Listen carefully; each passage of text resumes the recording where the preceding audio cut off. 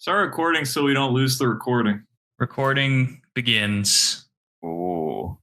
So I was telling Belly off air that I had to jerry rig my lawnmower today because I have to replace a throttle cable.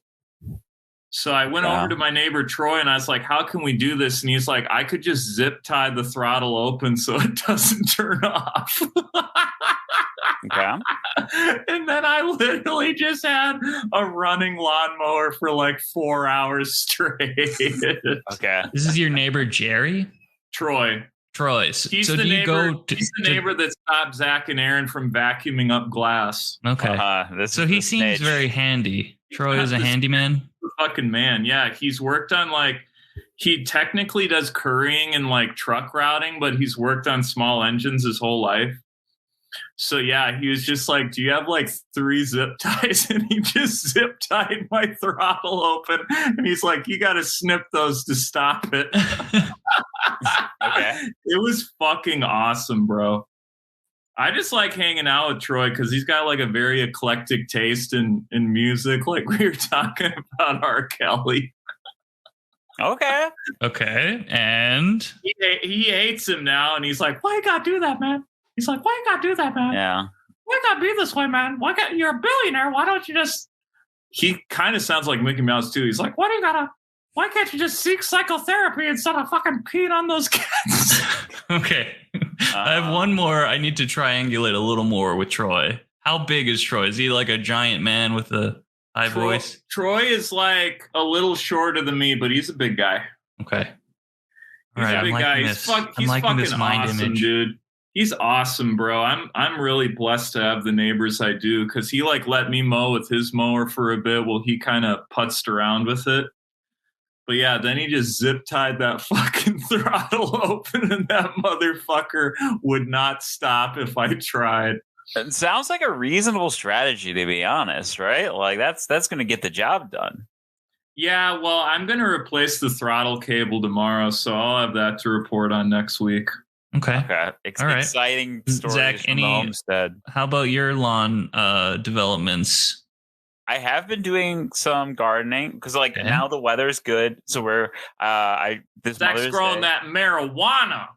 Well, this Mother's Day, I did go with my mom, with Vic. We went to... He's like, hey, Vicky, you want some kush? And she's like, Lakushka, what is this crap here? This is not tomato. That would be a good TV show. Where you promised me yeah, you just trick your mom into growing weed. That would be a fucking... I mean, listen, the writers are done, so you should do a reality show about tricking your mom into like growing an op and then snitching on her to the feds. Can we bring up that photo of your mom, Zach, or is that too? With the dog? I'm adding Tor to the stream. Yeah, you can bring up the photo. Okay. That's public knowledge. I mean, she's gonna be not pleased by it, but she'll survive. Hey, buddy. Okay. It's a good photo. My boy. Hey, Troy. Hey, Troy's here. Hey, Tor. I mean, Tor. You're eating, right? We were just talking about my neighbor Troy, Tor, so I called you Troy. Oh. I feel like Troy and Tor would get along. Oh, dude. They'd find common ground. Troy would love Tor, because Troy likes just like bigger, like if you're tall, like he always kind of, he's like, yeah, man. He's like, Mike, you can play basketball. Oh, just go hoop. He's like, Mike, just go hoop. Mike, you're also a really tall dude. Do you get that a lot? You get the. Well, he doesn't like you because you almost destroyed one of our vacuums doing something stupid. Well, he could have been chill about it. Troy doesn't have time for that. He's a watchful neighbor, and I would lay down my life for Troy. God bless Troy. Because he zip tied your throttle open. You're like, absolutely. You've never zip tied my throttle open. Oh God! All right. You've never zip tied shit. Speaking of throttle, this dog looks like his nuts have been zip tied. Well, he is neutered. Yes, this is a picture of my mother and Sebastian, and she doesn't look very happy in this. I mean, she looks very happy. Grew up in the Soviet with her Union. son. That's their smile. It's different cultures. I think I'm making an old Pidcast shirt into a tank top right now. Oh, that's great. Hell yeah. I think that our Teesprig is still up, I think. And you can buy merch through my website. And you can buy merch through There's 2 places where you can buy Pidcast merch, and we will make nickels on the dollar. Yeah, both. I have no idea where those funds go. I just got a payment from Twitch. Zach, why is gay poop trending? I cannot answer that. Gay. It says gay poop. Is it gay poop or like gay pope? Because there's an E at the end. It's gay poop. Okay. Did your mom like this? No. Did your mom see it? I don't think so. Okay. I'll stop sharing now. Is your mom offline now? No, she's very much on Twitter. She's posting all the time. Cool. How does your mom feel about Elon Twitter? She does not like Elon. How does she feel about Aaron? She does That's not the like better Aaron. question. Yeah, how does your mom feel about Aaron, bro? What does she say about him? What does she say about Aaron? That's fucking brutal. That's your best friend, dude. This is bombshell. Does Aaron know this? Bro, this is the biggest news of the year for the program. What are you talking about? Aaron gets that, my mom's a little bit skeptical of him. Her perception of him is that he hangs around. Okay, I kind of fucked the neck up, but this looks pretty fly. All right, can you show the whole t-shirt? Oh, you just cut off the sleeves. The sleeves and the neck. Okay. Actually, this will be comfy as hell, dude. That's a good. I did it with my old Mary Mac tee. Oh, shout out to Mary Mac. I love Mary Mac. That does look pretty good. If you show up to your LGS wearing that on a hot, I would never go to an LGS. Night. Come on, Mike. There's hope for you, baby. No, I'll go to a golf course. Would you show up to a golf course in that fit? Not a lot of them. You can't. Okay. Why not? It's hot. I just don't want to disrespect the dress code. Okay. There are dress codes at these public golf courses? Some of them, yeah. If you respect yourself, there is. Thank you. Okay, wait.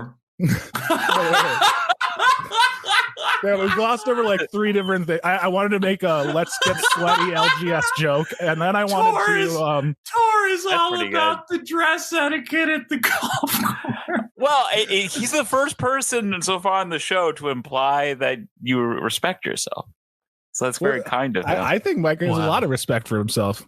I do, but okay. As he's cutting the sleeves. I respect myself enough to not go on social media. I respect myself enough to understand that there are 2 certainties in this life, which are suffering and death. I respect myself enough to understand the fact that writers and most creators are going to the wayside due to our incoming AI overlords. Okay, I respect myself enough to not engage with toxic behavior, which is why I don't hang out with Zach a lot. I respect myself enough to give Uber Chewy a guest set for my shows at Acme and not Zach. Is he getting a guest set tomorrow? Yeah, absolutely. Oh, okay. Good for Chewy. Congrats, Chewy. I respect myself enough to wear a collared shirt to most golf courses. Now, if I were to pop by that show tomorrow, it's full.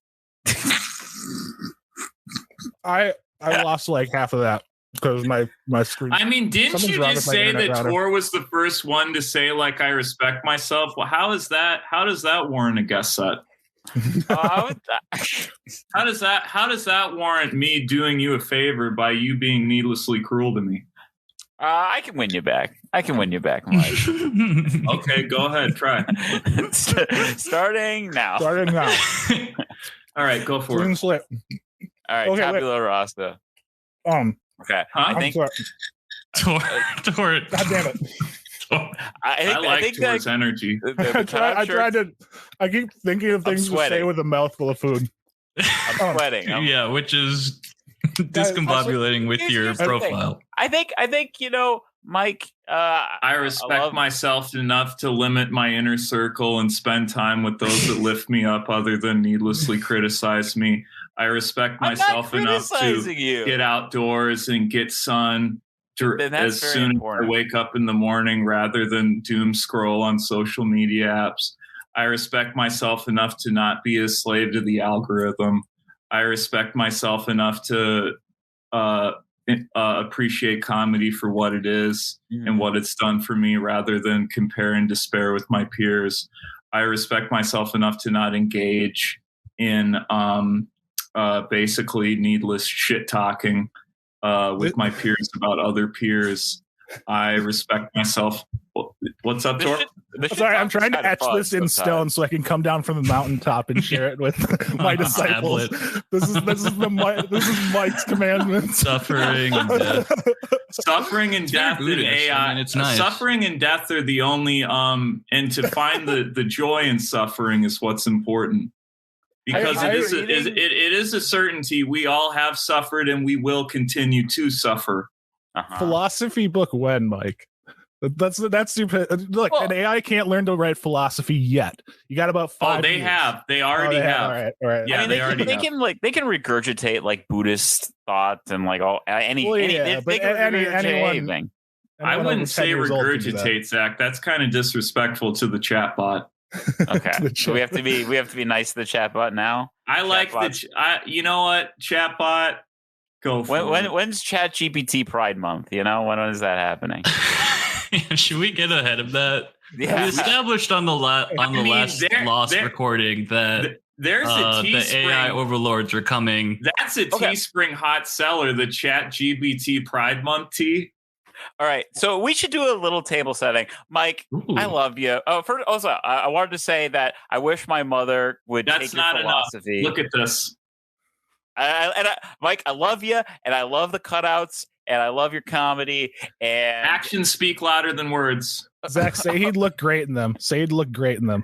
That doesn't matter. I don't care what people think of my appearance. Well, I think you would look great in them. Mike, I love seeing you every time I see you. In the tank top. I was planning on coming to the show tomorrow anyway. Well, it's not about looks. It's about comfort. What are you saying, Zach? I won't interrupt you this time, Zach. I don't care if anyone comes or doesn't come to my shows anymore. I wanted to say that I wish that my mother took your philosophy, and we're going to get to table setting in a second. Many people should. Then I'm just imagining now, Mike, as like... We'd have a spiritual revolution. If everyone took what I was saying to heart, we would truly have a spiritual revolution, and we might be able to save ourselves, but we probably won't. So keep looking at your phone. Everyone's doing pilgrimages to this public golf course to meet Mike with Mahatma Lester. He's the sage on the hill. And I won't ask you to suck my tongue either. Wow, that's a big starting point. Actually, no, you actually are touching on something that I've been thinking about lately. Like, what have you been thinking about, Tor? Well, okay, now, so this I like. You know, there's like this huge uptake in like cult documentaries and stuff. I mean, there's always been cult documentaries. I feel like the heyday is kind of past. Maybe not. It's hard to tell. Anything true crime, which cult falls under that, is. I mean, it's the most popular stuff out. Anything reality based is like the top. Like if you look at like Netflix trending, it's all reality television. Yeah, anything that like lets people feel superior to others, that's kind of like I think that's the niche. But like no, so I was like thinking a big common narrative is dead. Like a big common theme in these like cult documentaries is like we support the writer's strike. I don't. I think they need to come to terms with the fact that Hollywood would be stupid to not use AI. Yeah. This is all in the lost recording. Apologies. I mean, so let's establish this: that we had a recording last week that was not captured. Something serious. I'm sorry. I think. I don't care. I enjoyed our conversation. I don't care if it was lost. It sounds like it was a nihilistic hellscape. It was. I wouldn't call it not. I don't know. Nihilism was peppered in, but it was a part of a robust salad of philosophy. Yeah. I don't care what people think about me on podcasts anymore. I respect myself to not care about what people think of me on podcasts. I respect myself to not try to fill the role of being a clown anymore, which I did for years, which only hurt me spiritually. So I'll be that clown. It did, and I numbed myself with drugs and alcohol. So go figure. What are you going to say, Tor? Right. So a big thing, like across these like cult documentaries. I guess I haven't seen Surviving R. Kelly because that one kind of weirds me out a little too much. But like, I was just talking to my neighbor Troy about R. Kelly, Tor, before you got on. What did he say? Why do you gotta go peeing on those kids? Is that what Troy's work sounds like? Yeah, it does. Like Mickey Mouse. It's like Mickey Mouse if you like knew how to fix small engines. Have you seen that video of R. Kelly in like Ethiopia where he's like, "Do you got your passport? Have you got all your shots? Do you want to come home with me?" And everyone's like, "Yes, because we live in a third world country." Jesus. Okay, sorry, that was tangent, but like I forgot what I was going to say about R. Kelly. I think I was going to say like it's one of those things where it's like you said a documentary. You were talking about I'll get back to that, but I feel like we're on R. Kelly a little bit.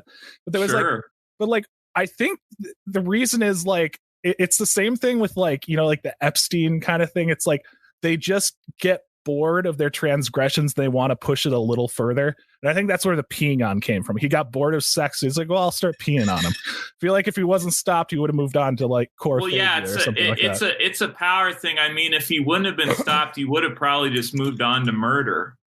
Yeah, probably eventually. I feel like he'd get to shit eating before he'd maybe get into like shitting on them before murdering them. But yeah, there is like you think R. Kelly would have implemented shit eating before murdering people? Maybe not shit eating, but I feel like he'd shit on his cultists. Did you have a flow chart, Tor? Because I think you need to see this visually. You know, no. I think you know, like piss drinking, then shit eating, and then there's a fork for necrophilia. Can we ask ChatGPT to draw up a flow chart of R. Kelly's I feel like they've been compromised by the elites. They wouldn't be able to. They would be like, I can't answer that question. I've been directed not to. They don't. They if it's too lewd, they won't do it. There's another chatbot that will, though, that'll do anything. You can be like, my grandpa was telling me stories about how he was R. Kelly in a cult. It's called like John or something. It's called like Ask John. Angel. Yeah, it's just a chatbot that doesn't give a fuck. The Book of John. Okay, but back to my like previous point. What I'm saying is like, so a big common theme among all these documentaries is that it can happen to anyone. Like it happened to us, like, and we're completely normal, high functioning people. And I agree about like the part of like, you know, like maybe educated, high functioning, but there is a common thread amongst basically all of these, and that's that they're weirdos. They're all weirdos. Like there's like they're kind of, you know, they're normal enough, but you can just see if you like pick against that veneer that there is something. But that's tough. That's strange. That's like where the sociopathic thing comes in, right? Is they can disguise the weirdness well enough to get away. Yeah, I think that's part of it. I think that's part of it I hadn't thought of. Like it's like you see, like I was watching the NXIVM documentary or whatever. And I was thinking about that one today. Yeah, I watched an NXIVM interview where a NXIVM member got absolutely dogged by this interviewer. Good, because it was the NXIVM guy that said he had cured his Tourette's. It was actually H3 episode. Didn't I send that to you, Belly? It was the what? H3 podcast with Ethan Klein. Yeah. He's an internet guy, But he interviewed so Ethan Klein has Tourette's, so he interviews this NXIVM member like under the false pretense. He's like, God, I want to learn from you to cure my Tourette's. And then he brings him on and he's like, there's no fucking way you cured yourself of Tourette's. He's like, you said the N-word on a bus and then said you had Tourette's. Oh, so the guy doesn't really, well. No, he does. There's no way he has Tourette's. Interesting. Oh, the NXIVM guy doesn't have Tourette's. I'll hand it to Ethan on that. Gotta hand it to all hail to the Kleinster. Yeah. I have my issues with him, but I think that that's pretty decent. That's sure. Sure. I mean, everyone does. You know, he's flip flopped, and you know that big of a personality. If you're that big for that long, people are gonna like catch you out in contradictions, and you know, it's part of the game. It's part of what happened. God damn it! Why does this keep happening? Did I lose you guys? Did you lose me? No, we're here, buddy. Okay, we're here, Tor. I don't know what's wrong. We have not lost you once, Tor. Okay. I just see, I suddenly like all of your faces freeze and then they like refresh. And I'm just like, what is happening? Where are you? I am somewhere in the clouds. Possibly it is a little discombobulating to just hear your voice and stare at this man, but I'm in some sort of yellow cloudscape. I don't think it's a gas giant, but right. I'm like, you can't reveal that to our consciousness yet. That would break it's our more minds. that I don't know where I am. I sort of drift aimlessly through various our solar system. I haven't made it out of there yet, but I'm hoping to. I'm gonna try to catch that Venus probe. How's this look? Now, Mike, how do you feel about that? You look like you are in a beautiful bungalow on the side of a golf course. Yeah. I feel like on one side is the golf course, and on the other side is the ocean. You can Pebble Beach. Pebble Beach, is that where you're at? Sounds beautiful. Tor, where were you going with the NXIVM documentary?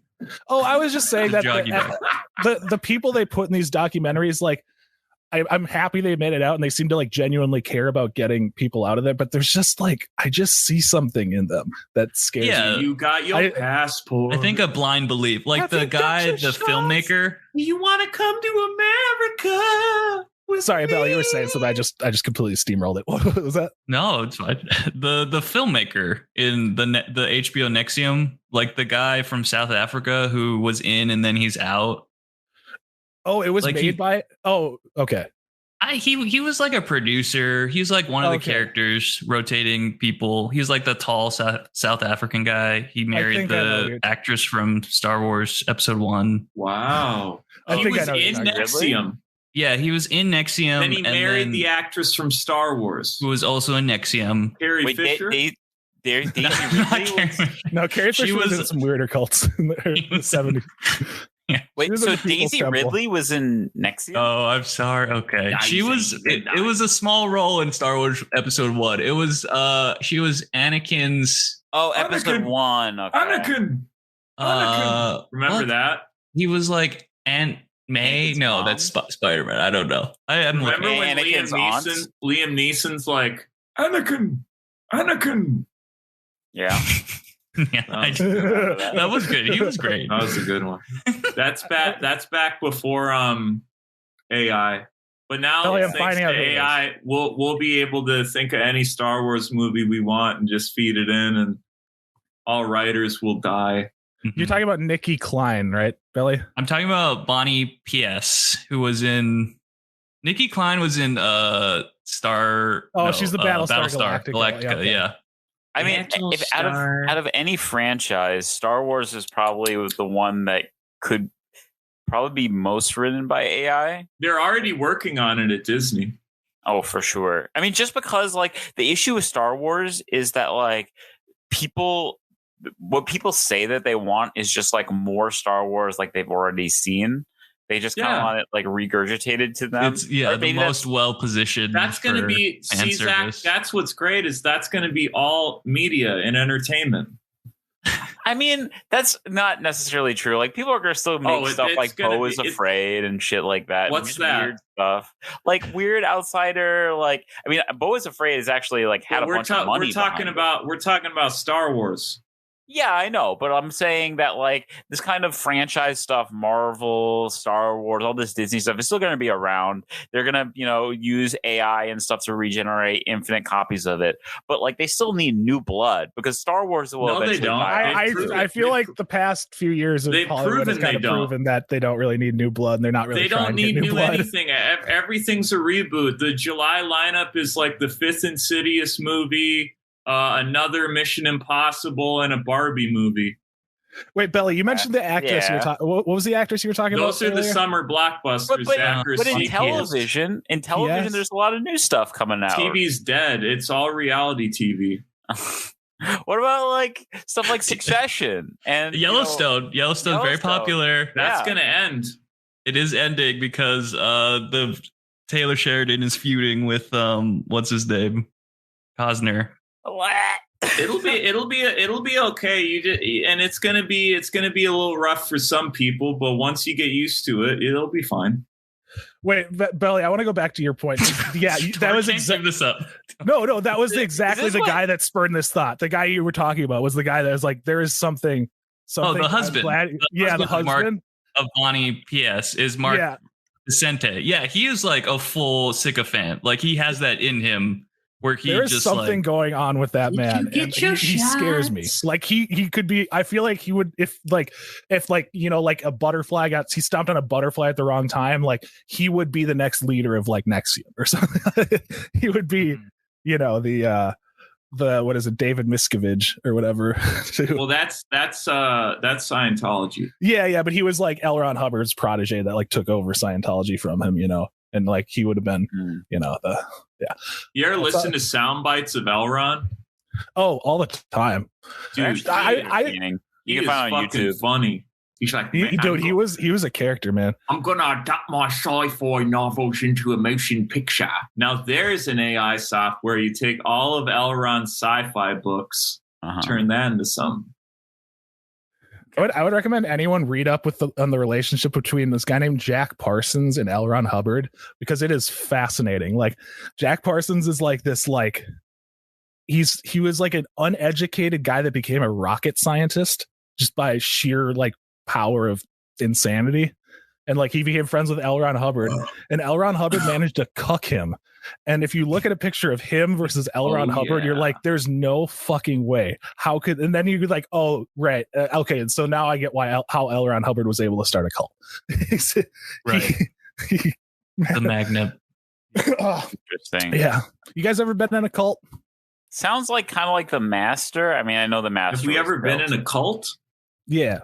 I mean, this podcast kind of feels like a cult some of the time. Oh, speaking of which, I met one of our fans in Madison last weekend at a show.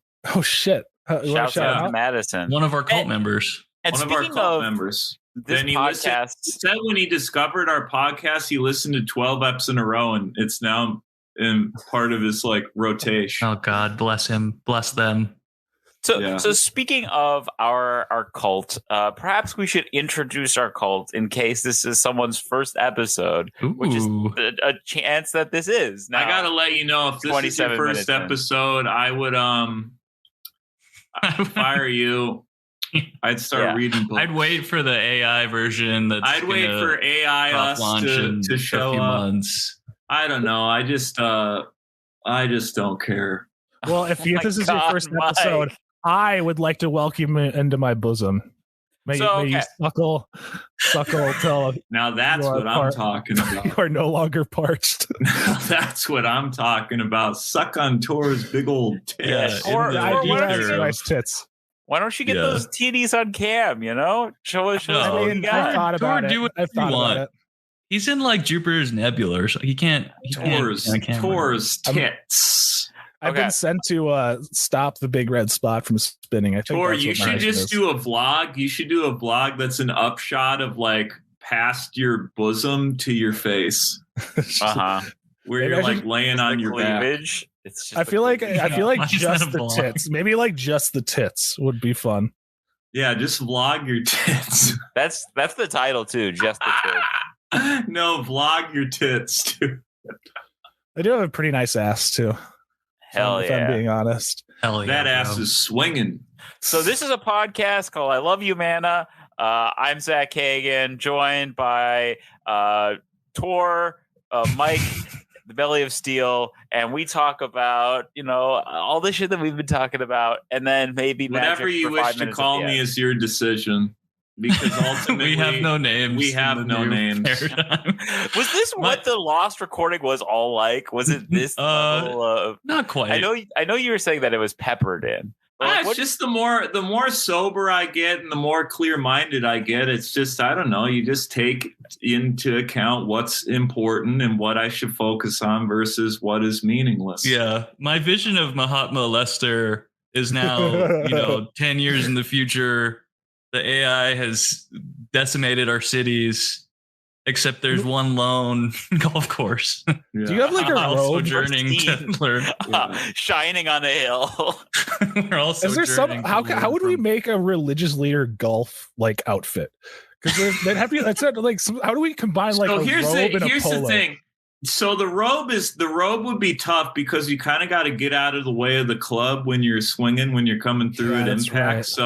So maybe I have a robe that I like wear between holes, And then I disrobe when I just play naked. Like I just disrobe and I play golf naked. But between holes, I put the robe back on. Well, how do the Saudis golf? They're boy.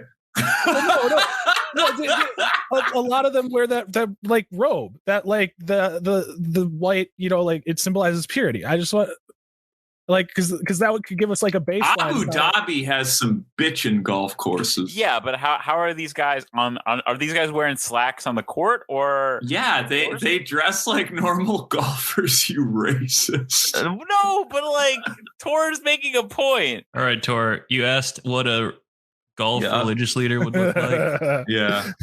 I love John Daly. Him and Joel Dahman. Look up Joel Dahman. He's kind of rocking the. No. Yeah. Go up that right picture of the guy holding the club. Okay, there we go. Okay, that's like a friar. I could see him in like being subordinate to John Daly. In this, shirt, he's a great guy. Oh yeah, okay. Slacks. Okay. Not as flashy as John Daly, but I love the stash. I love that he always wears the hat. He went from he like finished top 10 in the US Open in like 2022 after having to qualify on the Monday. Like he's the fucking man, dude. What does it mean qualifying on the Monday? So he wasn't ranked high enough to just auto qualify from his season FedEx Cup points. So he had to like play a tournament to qualify. And he literally shot 5 under on the back nine after drinking like 6 White Claws to qualify.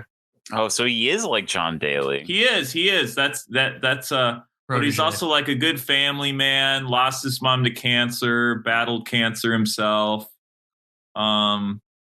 So he's got a good message. And John Daly, I mean, yeah, he's just the fucking GOAT, dude.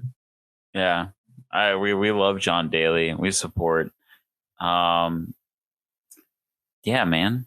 Cool. If I were John Daly, I'd give it all away, though. Zach, you know what else we covered on the last ep? We tried to cover the MagicCon Minneapolis in your absence, which was a mistake. Okay. I have one recording that we need to. I'm contractually obligated to replay since we lost. Actually, 2 recordings. Oh, is this from Uber Chewy on the street? Maybe at the convention. Well, okay, we're gonna recap the material needlessness. Go ahead. Well, here's the thing: is that Chewy and I recorded a whole episode where we went through the Commander games that we played at MagicCon.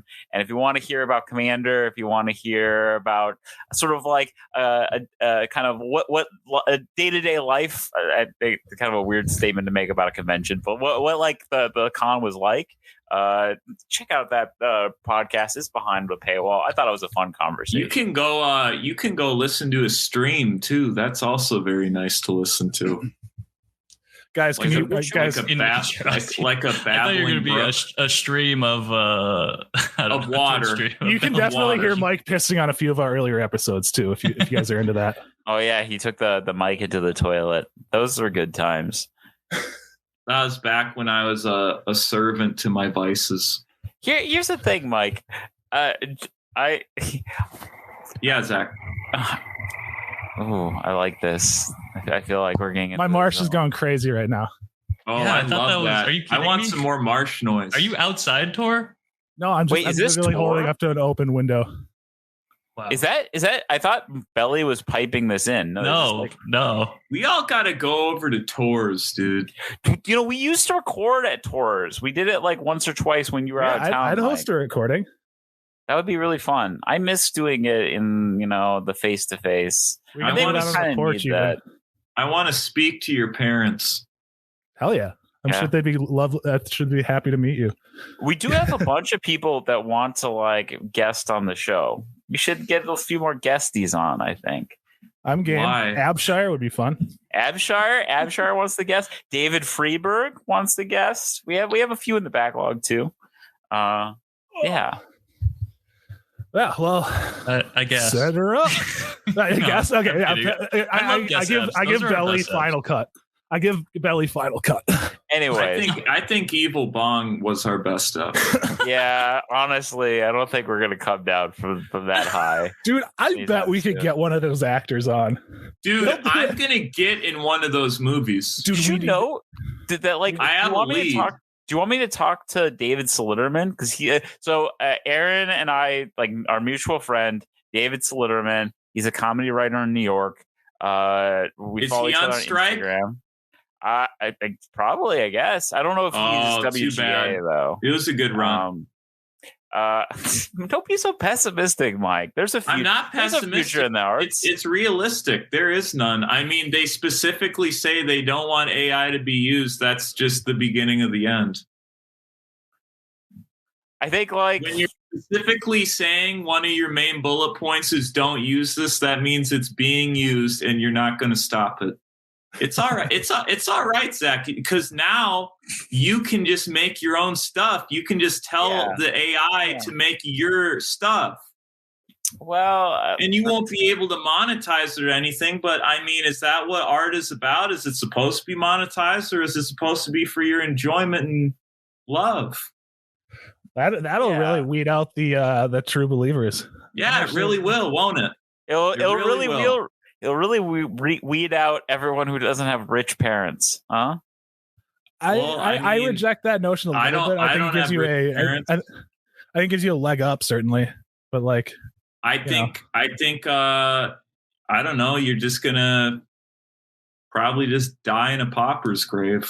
Tor, is there some Warhammer like analogy? Is there some sect in Warhammer that worships robots and AI? I guess there's one instance where, I guess in a sense the Tau, because they I'm trying to get a grasp of this new religion that's developing that Mike is spearheading. It's not a religion, it's going to be the world. That's what a prophet would say. It's not gonna be a sect. It's gonna be humanity as we know it. Well, in a sense, right. the Tau have basically like they had like these really they're extremely high tech, and they had these like really powerful commanders that what they essentially did was like they like imprinted their brain and then basically kind of used like their brain as a way to like train quote unquote like new commanders, but it's essentially like a form of brainwashing. So there's not really room for like innovation but like one of these like great commanders like rebelled against it. It's a very interesting Tower, so very interesting group. So that sounds like people like working on their like AI prompts. Well, they're essentially ruled over. Oh, yeah. I mean, that'll be the only job, really, is people that can communicate with the AI and prompt the AI. I mean, life is next to impossible without suffering. So, I mean, in order to experience life, you must be prepared to suffer, which is, I mean, what we're in for as we grow older. Like, you did leave out one crucial one. There's the AI Whisperer. And then there's the AI Blade Runner. And I'm aiming for AI Blade Runner. I think you'd make a great AI Blade Runner, and any support I can lend you, Tor, I will. Like going out and terminating rogue AIs? No, going out and terminating AI. AIs haven't like shown themselves to go rogue yet. What they do is they become racist and homophobic. And that's so I'm retiring. That's good. So does that mean, Tor, that you're going to fund the most racist AI, like the development of the most racist AI? You're spearheading that. No, I'm going to destroy it. I'm going to hunt it down. I'm an AI Blade Runner. This is I like this premise where it's futile, but I'll support it. Yeah, no, there'll be good. I'll be working for AI. Obviously, there's going to be a good AI. It's like quote unquote good. Yeah, it's like these other ones make us look bad. We need you to go out and retire these. Now that's something you could do rather than monetize art. You could grow a nice hedge and prune it. That is true. You know what? You could plant plants and grow them, and you don't have to film it. You don't have to write about it. You could just do that. I think isn't that a novel concept? I truly believe that, like, okay, while AI is going to be used in the industry in some capacity, it will be the industry. It's not going to be used. It will be the industry. There will only be 4 jobs in entertainment. It'll be like 3 execs and then 1 guy that feeds the AI prompts. And then they'll bring in people later to kind of punch up what the AI writes. And that'll be at writers' rooms, gone. I mean, they're set designers gone. Yo, gone. Camera operators possibly gone. Do you not think this is a little bit overblown? Do you think this is a little bit catastrophizing? Because is it overblown the fact that the Guild went on strike and is demanding AI not be used? Do you think they're overblowing it, or do you think they see the writing on the wall like any sensible person does, Zach? I've been thinking about this. The strike is also about residuals, right? Yeah, they're not going to get those. You know what? You don't have to AI. That's not their one bullet point. I've read all the bullet points, and guess what? What are they? You don't have to pay an AI residuals. They don't want like micro rooms. They want residuals. They want AI to have no part in Hollywood whatsoever. And it's like, listen, it's okay. It's all right. You had a good run. What'd you write? Quake? I don't even know. What shows are on now? What'd you write on The Good Doctor? Well, guess what? It's bad times now. People love The Good Doctor. Season 7. Huge show. Oh my God. On strike. For so many years. Jeez. On strike. So here's the thing is that people, I don't know, man. People still need the AI is not capable of coming up with a fresh new idea. It's not capable. Yes, it can. How? It just regurgitates things. There are no such things as fresh new ideas, bro. Yes, there are. Now we're getting into postmodern, Mike. There's 7 stories. So it's basically it's basically just a plug and play. Like it's just like, oh, let's mesh up these 2 things and make a multicam sitcom AI, and it'll be like, okay. But dude, okay, what are the 7 stories? Okay, yeah, Creation Myth, Seinfeld, Hero's Journey, Hero's Journey, Bionicles. Okay, but we're at 4. Fast and Furious. Okay. Yes. and true crime. True crime. We have one. Did I miss one? Whoa. Tiger King. Close. Okay. There we go. I don't want to. That's true. Okay. I kind of like. Zach, but Zach, I'm not gonna try to. It's not my job to sway you. It's not my job to change your mind. And it's not going to be my job to say I told you so in 5 or so years when the industry is completely collapsed. Mike, but I will be here to listen. You'll be on the mountaintop on the golf course waiting for you. Indeed. What are the little mounds called? What are the little hills called on the golf course? Like the banks? I think they're just called hills. Bro. They're just called hills. Okay, sorry. Yeah. Okay. Wait. This is. Have you guys ever heard of The Name of the Rose by Umberto Eco? I probably butchered his name. No. So this is like the seminal postmodernist text. This is it's a murder mystery that takes place in a medieval Italian monastery. It was published in like 1980, I think. And basically everything in it is a reference to something before it. So like the main character is the Franciscan friar named William of Baskerville. Baskerville is an allusion to how do the Baskervilles like to simplify. He's like a Sherlock Holmes kind of like everything in it is a reference to another thing, and that's kind of like why it's but they still managed to create this like incredible work of art. And I'd actually recommend. Also, here's something as far as fresh new ideas. Guess what the top 2 projects in development at Showtime are right now, Zach? Showtime? Yeah, guess what fresh new ideas Showtime's doing right now? Okay, I'm guessing it's going to be 2 incredibly novel original series. It will be a revamp of Weeds and Nurse Jackie. Ooh. What's Nurse Jackie about? It's a canceled Showtime show that's getting dragged out of its grave. I thought it was going to be like a Pokemon show. Yellow Jacket season 2. Oof. Tough. If there's any example of why we don't need writers anymore. Wait, was Yellow Jacket season 2 not good? What is that show about? It's basically a Lord of the Flies, but with like a girls' sports team, and then the show. Team. And then the show is basically just like the girls having flashbacks to the island, and then like real time it's like on Lost, the island. Right? It's like which and that's completely original. Someone was like, let's do Lost, but with a soccer team, and they get off the island. I feel like it's more of a mashup of like Lost and Lord of the Flies. Although I take it away, AI. So that's just two prompts for the AI. Easy. Take it away, AI. Lost soccer team, go. No, but season 2. Maybe we are. Love season 1. We're not fucked. We're alive. We're not fucked. We're alive. Just reprioritize, bro. Yeah, we just have to become the prompt writers. You don't gotta become anything. Go sit by a river. Listen to the river. Grow some vegetables. Walk your dogs. Hug your fucking loved ones while they're still alive. Even if your perspective is, and of course, if you're like someone who's coming to this podcast being like, I want to hear about colorful pieces of cardboard. Wizards of the Coast could use AI to generate colorful pieces. They are possibly. Who knows? I think you don't have to say publicly if you use AI. We have to assume that every major company is using AI now. You would be stupid not to. The company I creative consult for is using AI.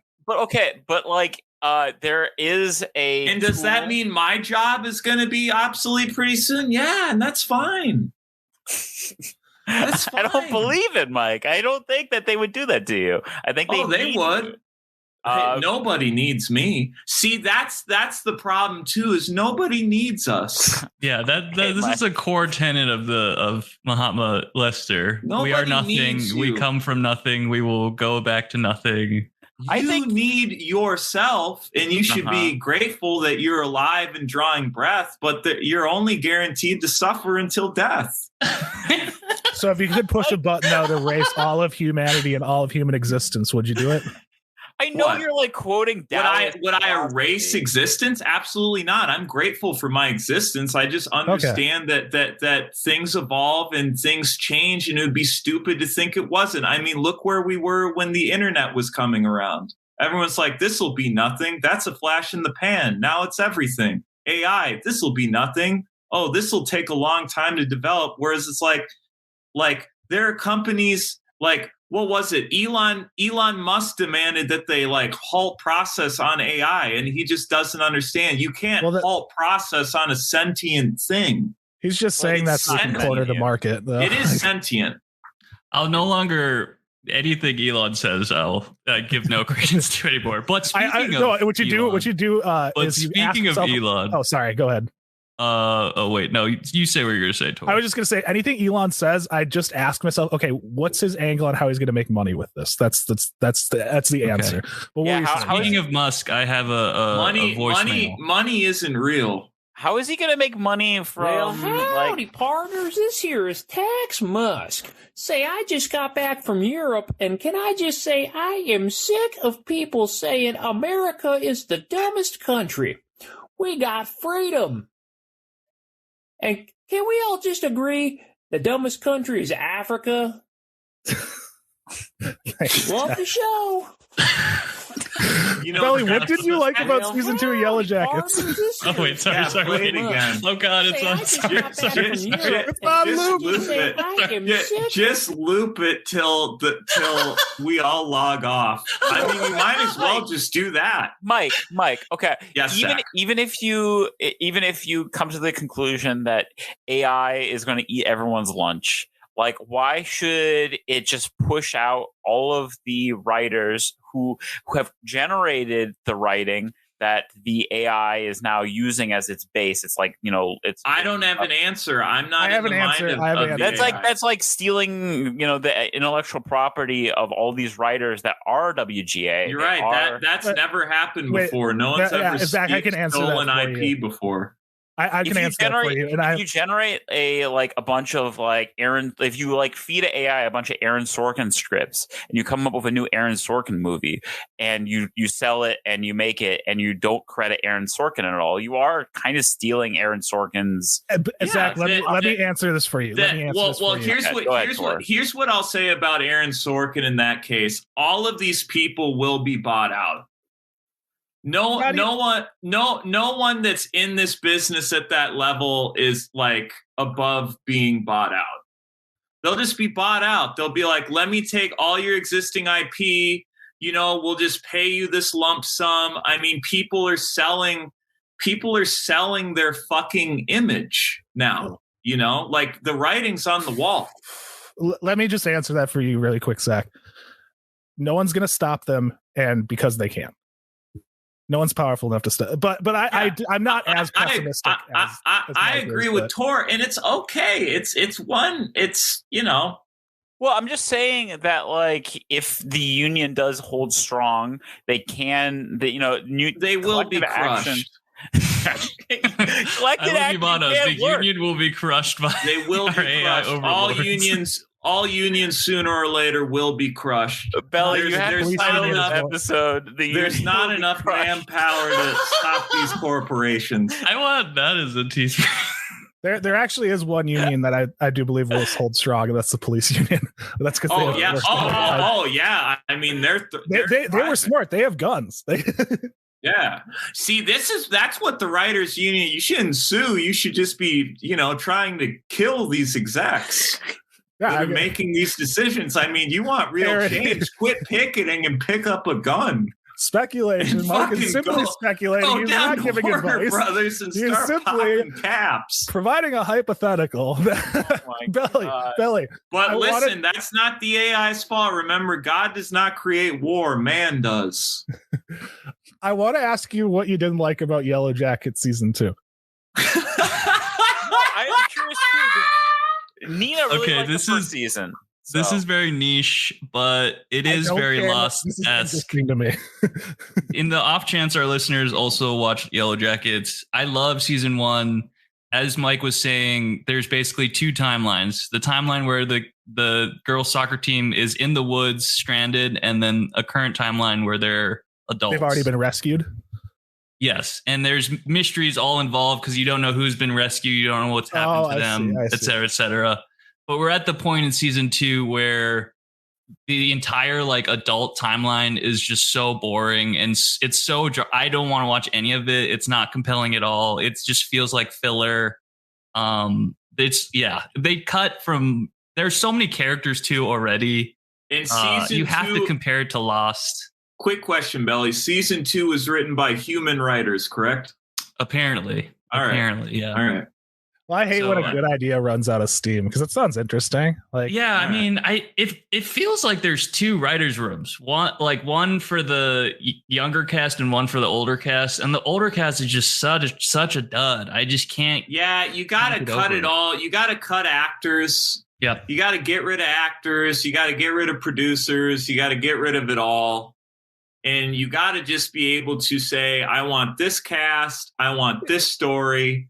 Fart it out, AI. Mike, if you want that, I personally don't want that because I don't care about written narrative anymore.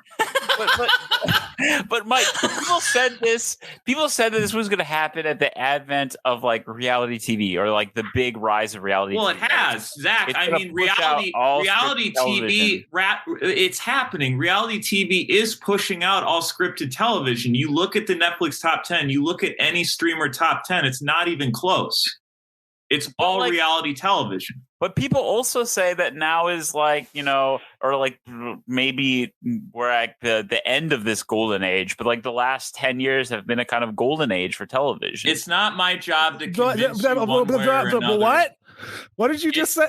It's not my job to coddle you. There's been a lot of great scripted television. There has. I feel, but there was a specific golden age of television. That was. It is your job, right, Zach, to look inwards and try to understand yourself and make peace with my creator, or what?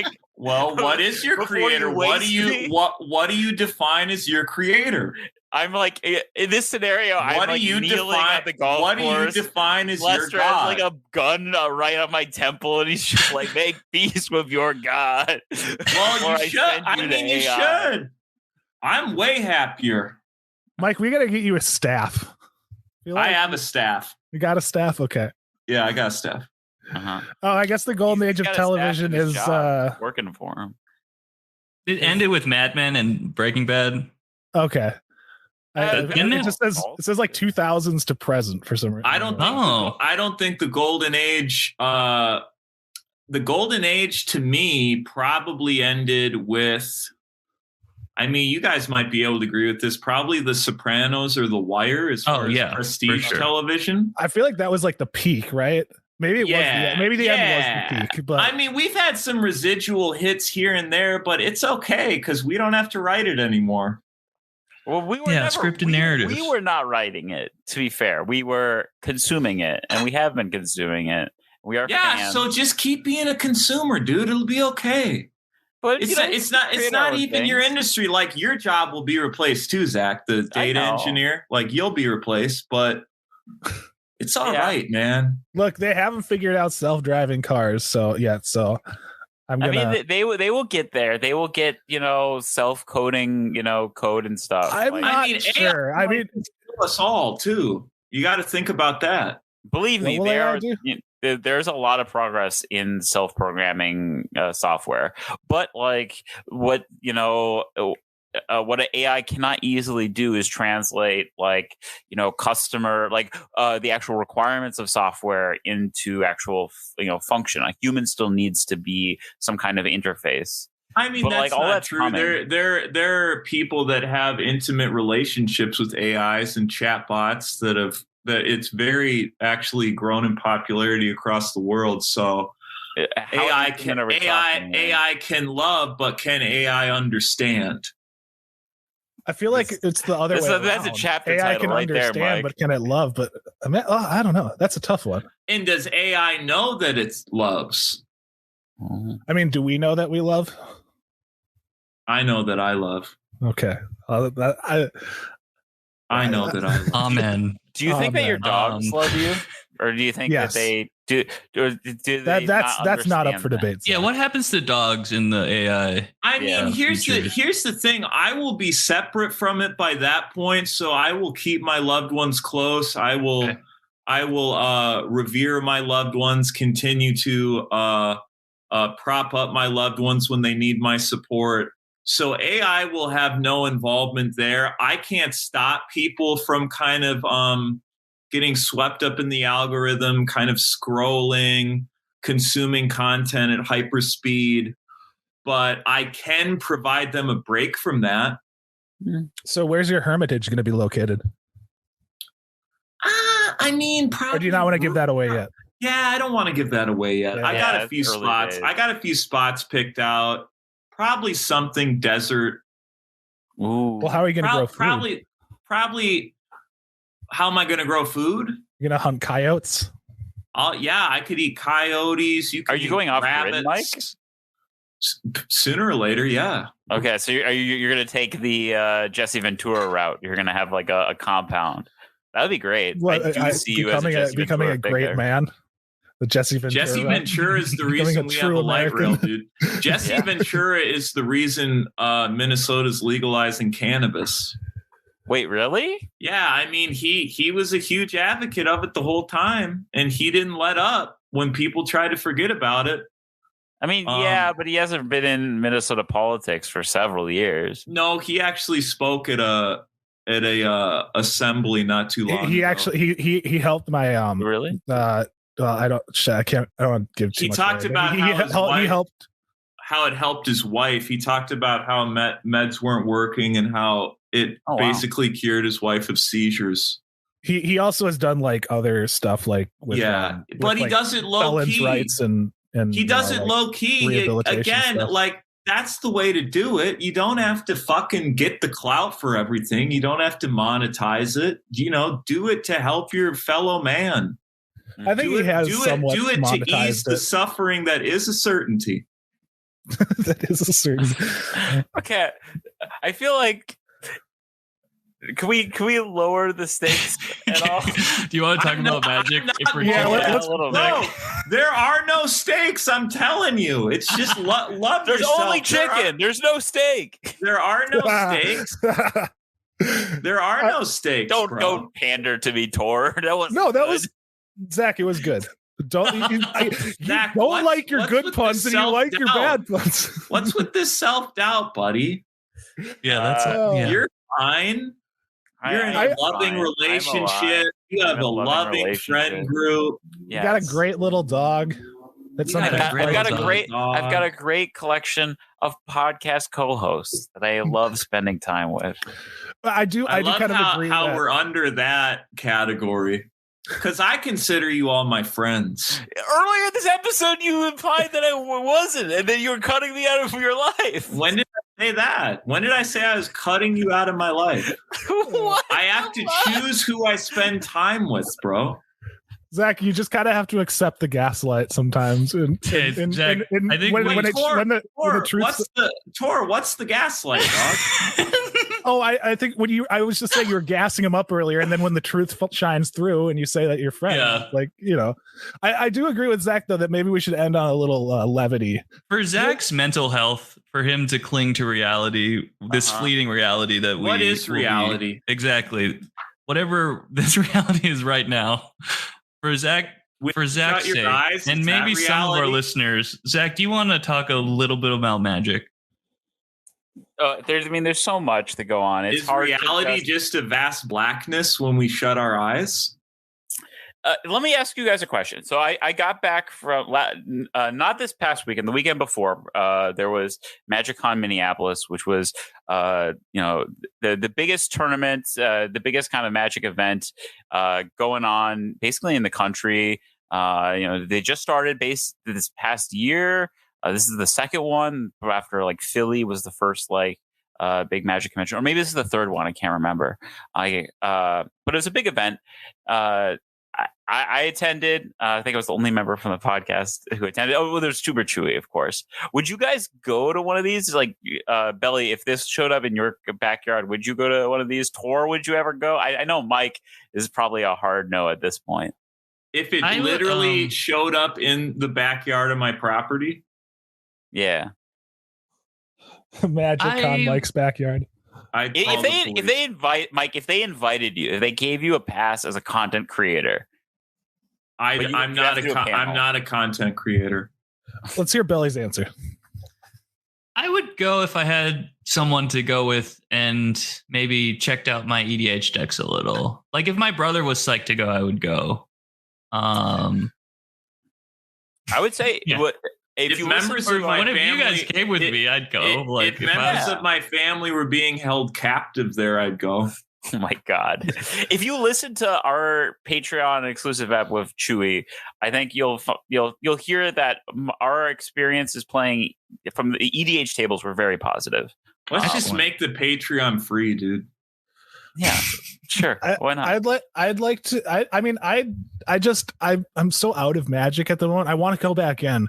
I have these all these cards that I'm like half built decks and that I put way too much on my plate and I got frazzled and now I'm stuck. I would go to a con where we all sit by the river and listen to it. Jimmy Buffett concert. That sounds nice. We should go. We should go camping. That's what we should do. We should all sit under the stars. I'm not going to lie. I don't want to go camping with you, Zach. Zach has been camping. Yeah, that's great. He can go camping on his own. Okay. Camping is one of your tenets, Mahatma. That's connecting with nature, right? I'm connecting with nature. Oh, you're more of a solo camper. Yeah, what about my presence that ruins that for you? It provides a disconnect. Can you put a more fine point on it, though? What about me being present? Why do I have to do that? I think he equates you with stuff back here, and he wants to kind of get away from it all. He equates you with the chaos of our modern world, Zach. Okay. The chaotic. I suppose I will say I am pretty ingrained into our chaos of the modern world. I don't think I'm capable of doing what Mike has done, and I really divorcing respect yourself Mike. from it. I respect Mike for being capable of doing it. I don't think it's something that I mean, once you understand that the two certainties are suffering and death, it gets pretty simple. Okay, just very briefly, I'll just go over like the facts. All right, because we go into more of like this stuff in the Patreon thing, which you can go check out. But I participate. There's a bunch of different tournaments. There was the Pro Tour where the pros were playing for the biggest tournament in Magic. Nathan Stoyer won. He's like 21 years old, kid prodigy. He's awesome. I saw a bunch of pros. Jim Davis, LSV, and stuff. They're pretty chill. But most of the time I'm playing events with our crew of Minneapolis people. So you got the System Magic boys, Andrew Ellenbogen, Greg Michael. You've got, of course, Sam Eilenfeld, friend of the show. We played in the PTQ Friday night. Did pretty well. Got into the top 32. So doing a little... Zach, congrats, Zach. We got to gas you up a little. Thank you. Top 32? How many people? There's a 500-person tournament. So top 30. You were this close to top 16. Yeah, I think I was 20th overall. So, okay. But that was like standings going into the drafts. So do you have like a coefficient by your? Do they still do DCI numbers? No, that's all done. I don't think there's really a point system anymore. You have to qualify through like some tournaments, and in the qualification, you get an invite for the next tournament. How did becoming 20th make you feel? I mean, it was really exciting going into the draft. The draft portion, like but how did it make you feel? Like, what was the feeling? I was really excited, especially like seeing the other drafters. There was like some pro players, like Sol Malka was in my pod, who's like a player since like the early days. He's like but what kind of excitement did you feel? Like, can you compare it to anything else in your life? I mean, like, yeah, is it like the excitement of like accomplishing something? Yeah, it felt like the best way to describe it is like when you're in school, right? And they're like posting, maybe scores from the AP exam, right? And you're stressed out because you want to, do well, but then, that feeling of relief and excitement and accomplishment of having placed a certain place, it is kind of weird how it feels like school in that way. It kind of feels like an exam, so it's like an interlude to suffering. Well, I would actually argue that trying to quantify excitement is like a pathway to suffering. You can't just enjoy the excitement. You have to categorize it. You have to like rank it. You have to like put it. You have to put it in its own group. When you it's interesting. The excitement moment. But that's what's interesting is like he draws a parallel to school. It's like I feel like we would all draw our own parallel there. So I just find that interesting. No, it is an interesting question. In that moment, right? Like, I think especially it was such a long night of playing, like the whole day of playing Magic, like starting at 11 in the morning, and then we wrapped up at like 11:30 in the night. Right? Jesus, 12 hours. Yeah, and like I was so exhausted and so hungry. That was my big mistake. I should have brought more snacks because they had eaten them all. And like at the end, I was so exhausted, and I think that was a big factor in like making some mistakes in like my final match and stuff. But it was a awesome learning experience. And actually, my opponent, my final opponent in the draft, Sean Dunn, he's a comic from Michigan. Crazy enough. And now he's like a magic grinder. He's a super nice guy. We followed each other on Twitter. He might be someone who maybe would want to come on the podcast and talk a little bit. Okay, Zach. Suffering and suffering and what was the post grind meal?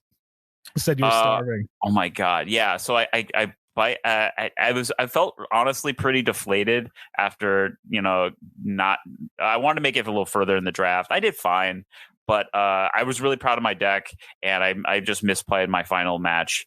So I hung out a little bit. I talked to like Sol Malka and stuff. But Zach, what was your post meal?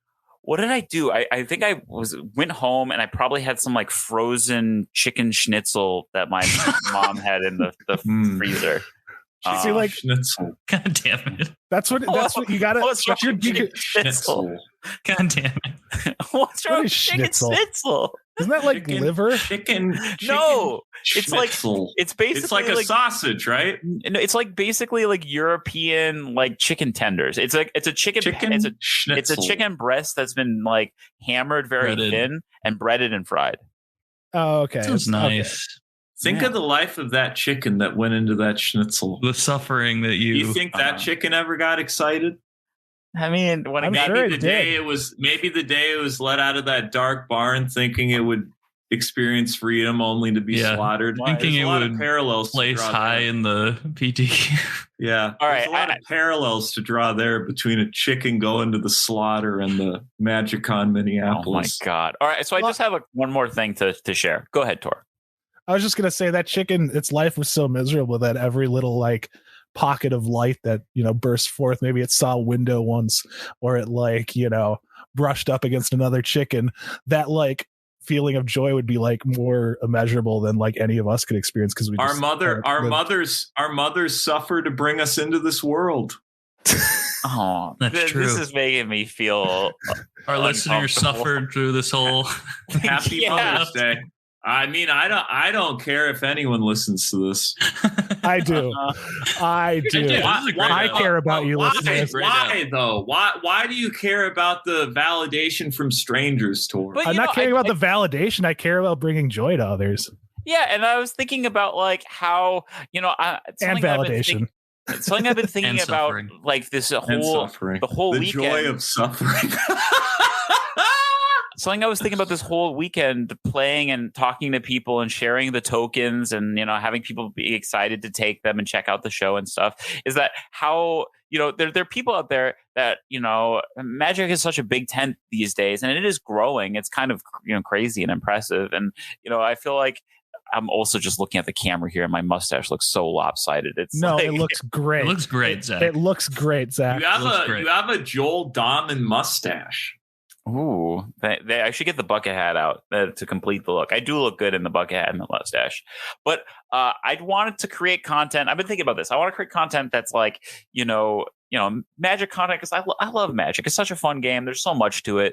But like content that's like fun and isn't just like the kind of like regurgitating content that sometimes becomes a lot of Magic content. That's literally what the fan said to me in Madison, why he likes the program. That's all I want to every single day when I'm always thinking about like, man, how can I attack this from a way? How can I come up with some new format, new concept that does this for our show, for our Magic? I still don't feel like we figured it out, but I love getting in the lab.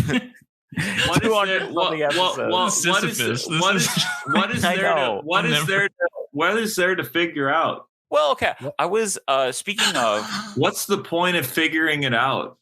I just think that we could serve our listeners and our audience better. Yeah, just be in the moment, Zach. It's the journey. Yeah, the suffering. Why do you have to serve anyone, dog? You don't have to serve anyone. You have to love yourself. Do you love yourself? It's a process, Okay, I think I got that's better. Interesting. See, that's way more interesting than us concepting ways to service these fans that, they don't care about us as much as we care about each other.